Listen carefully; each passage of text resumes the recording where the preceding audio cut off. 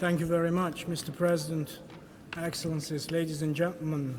This is my first appearance at the Human Rights Council in my current capacity, and I want to use this opportunity for sharing with you the recent fundamental democratic changes in Armenia and our vision for the future. In April, hundreds of thousands of people took to the streets of cities and towns of Armenia to peacefully protest against the authorities and the entrenched negative practices undermining justice and the rule of law. They claimed direct and vocal participation in public affairs. Most conspicuously, public protests in Armenia have demonstrated the strength of our civil society. They have demonstrated the evolution of the public of Armenia to a considerably high level of political maturity and legal literacy. The transformation in Armenia was of a strictly domestic nature and was motivated by distinctly domestic realities. It was carried out by the people and for the people, having women and youth in particular at the forefront of the change. Armenia is proud of a vibrant and engaged generation fully in charge of their rights and freedoms. Following the peaceful mass rallies and equally peaceful transition of power, a new government was voted in. Over the past 4 months, empowered with the overwhelming support and mandate of the people, the government embarked on the implementation of the reform agenda aimed at anchoring resilient democratic institutions, the protection and promotion of human rights and freedoms, strong and independent judiciary, the rule of law, resolutely fighting corruption and promoting equal and fair conditions for all in economic and social life. These objectives take prominence in the government program. Conducting genuinely free and fair elections are equally at the top of this government's priorities. In about a week's time, Armenia will hold municipal elections for the capital city of Yerevan. The government, the parliament, and all relevant institutions are preparing the necessary legal changes and institutional capacities for the conduct of nationwide parliamentary elections, which will consolidate the democratic transformation of Armenia and will accurately reflect the current political landscape. Implementation of all these reforms are not an easy job. There are challenges to face, of course. However, at the heart of the reforms is the resolute political will of the government, reinforced by the strong mandate from the people. In all those priorities, Armenia successfully and effectively cooperates with all its international partners. Ladies and gentlemen, together with its agenda for democracy, the government is also reinforcing its reform agenda for development. The wave of modern changes is embracing every walk of life. High technologies and startups, creative education and innovation define the nature and the direction of our development agenda. Firmly embrace the national talent as the drivers of smart development.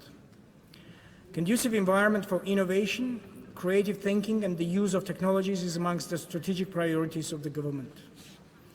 Often, all the government needs to do is just support and promote private initiatives and public-private partnerships. Just to share one single example, every year thousands of young people sign up for free state-of-art creative education and technology courses in technological centers across Armenia and learn the ways of channeling creation and innovation into wealth generation. Mr. President, the international community at all levels should continue to resolutely address the dangerous phenomena of the abuse of information technologies and the media for the dissemination of hatred and intolerance. History knows well about the dangerous consequences of unbridled hatred. One should be reminded that those who do not learn from history are condemned to repeat it. Armenia and the Armenian people have been a consistent target for massive and systematic hate-induced and xenophobic rhetoric emanating from Azerbaijan. The Azerbaijani state propaganda is not merely a product of a targeted policy, but also a consequence of the weak democratic institutions, absence of free media, and a poor record of human rights. We observe a direct correlation between the intensity of bellicose rhetoric and aggressive militarism from Azerbaijan, directed against the Armenian people. The crimes committed during the military aggression of Azerbaijan against the Nagorno-Karabakh in April 2016 reinforced the validity of the exercise of the right to self-determination. This right is of existential value for the people of Nagorno-Karabakh. Armenia reiterates its strong support to the universality of human rights and their applicability on an equal footing without any discrimination and distinction in conformity with the UN Charter, the Universal Declaration of Human Rights, and other fundamental instruments. Equally, the commitment to leave no one behind is at the core of the 2030 Agenda for Sustainable Development. We should recognize the existence of territories and peoples that are striving for the realization of their rights, and first of all, the right to self-determination. The acknowledgement of and the respect of the people's right to self-determination and other related rights are a serious test for the UN and its human rights protection system. Meanwhile, once again, I wish to reiterate the strong commitment of Armenia, of its new government, to the strictly peaceful and negotiated settlement of the Nagorno-Karabakh conflict, strictly within the internationally agreed format of the OSCE Minsk Group co-chairmanship.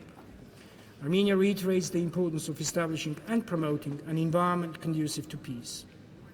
Armenia also underlines the critical priorities of status and security for the people of Nagorno-Karabakh. Mr. President, Armenia has been actively involved in the initiatives launched within the UN and cooperated with many structures and subdivisions of the organization. Armenia is a signatory to numerous international treaties, including to all fundamental instruments in the sphere of human rights. International treaties ratified or acceded by Armenia are an integral part of the legal system of the country and have prevalence over national laws. Since May 2006, the Armenian government has extended a standing invitation to special procedures of the human rights machinery. Soon we will receive the Special Rapporteur on Freedom of Assembly. Armenia strongly supports the Universal Periodic Review process as an instrument for assessment of success and challenges pertaining to human rights. As a good practice, we have been voluntarily submitting our UPR midterm reports. Armenia has established an internal mechanism for reporting and coordinating activities in a follow-up to the recommendations stemming from the UN human rights mechanisms. The Foreign Ministry has elaborated a consolidated database of all national commitments and has identified focal points from line ministries in charge of implementation and cooperation with specific monitoring mechanisms. This national mechanism, together with the National Action Plan for the Protection of Human Rights, constitutes an integral part of Armenia's human rights protection system and is a solid platform for effective cooperation between the government and the civil society.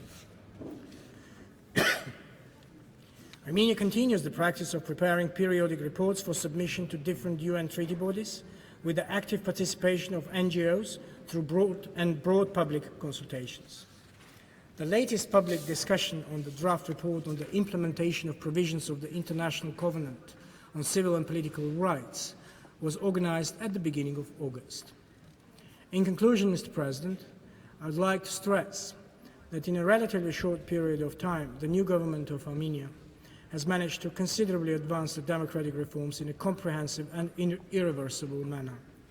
The government has an overwhelming popular support for upholding the ideals of the Armenian Velvet Revolution and is fully determined to carry out the ambitious reform agenda. Thank you very much, Mr. President.